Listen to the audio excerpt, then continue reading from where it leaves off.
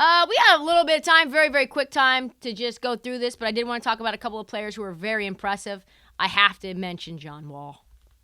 Man, he was so out of the league.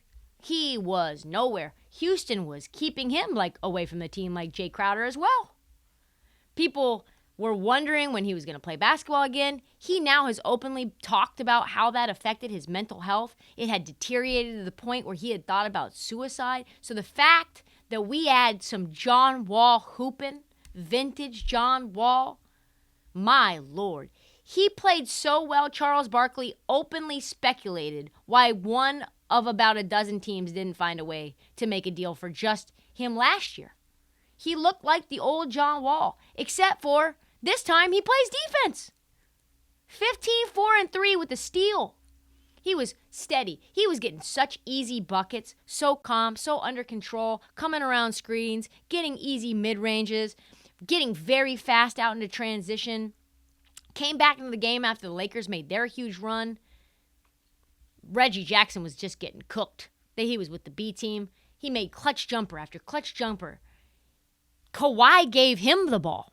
When does that happen? He played awesome defense. Laker guards, like I told you guys before, shot 4% from the field for a game that wasn't just because they're bad shooters, but Wall, Kawhi, PG look like a real dominant big three up there. If they can all increase their minutes to the high 20s, 30s, this team is going to be dangerous.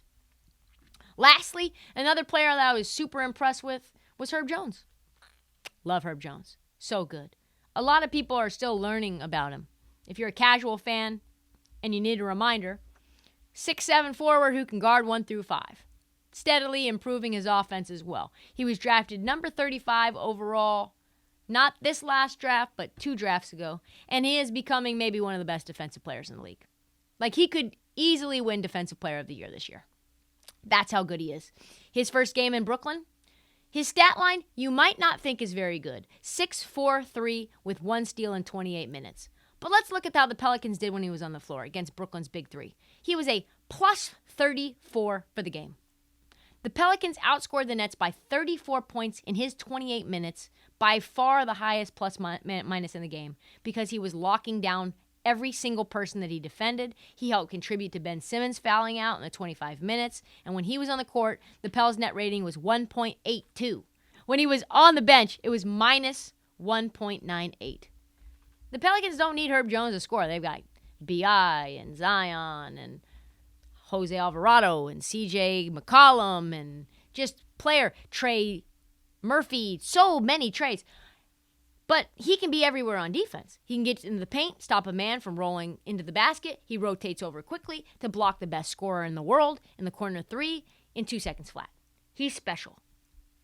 And when he was asked who he models his game after, who do you think? Maybe Kawhi? No. He says his defense and how he sees the game, he is trying to emulate safeties in the NFL. He said his 2 guys that he emulates are Ed Reed and Cam Chancellor.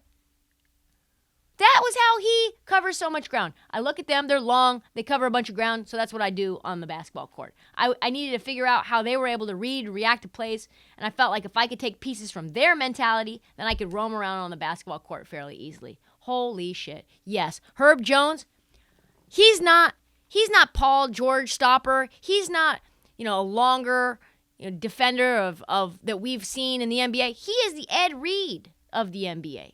He is a ball-hawking monster, not afraid of contact, who can anticipate your next move before you do. He might be my new favorite player.